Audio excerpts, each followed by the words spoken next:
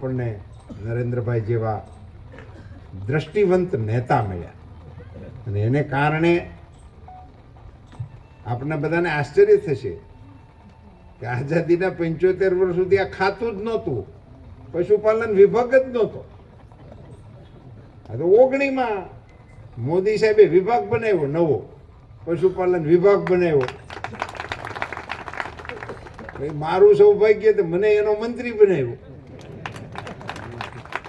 એટલે તમારી સામે ભારત સરકારનો પશુપાલન મંત્રી છે, નહીં તો પશુપાલન ખાતું જ નહોતું આપણા દેશમાં.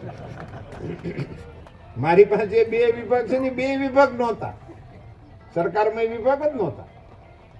મત્સ્યપાલન વિભાગ પણ નહોતો.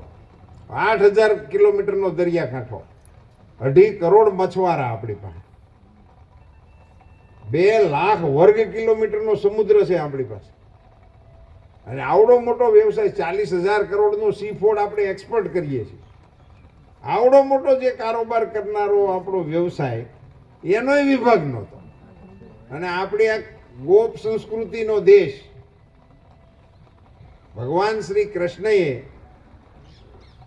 સ્પષ્ટ સૂચના આપી, સર્વધર્મમ પરિત્યજ્ય મામેકમ શરણમ વ્રજ. તું બધા ધર્મોનો ત્યાગ કરીને મારે શરણે આવી જા, તારું ક્ષેમ કુશળ હું વહાવીશ.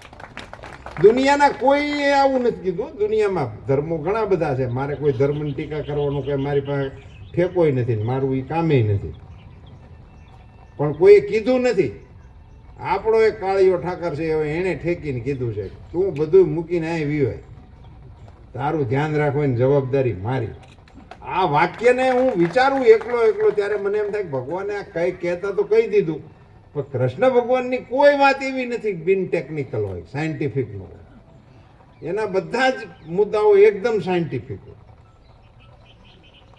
એટલે મને એવો વિચાર આવ્યો કે આમણે એવું કેવી રીતે વચન આપ્યું છે.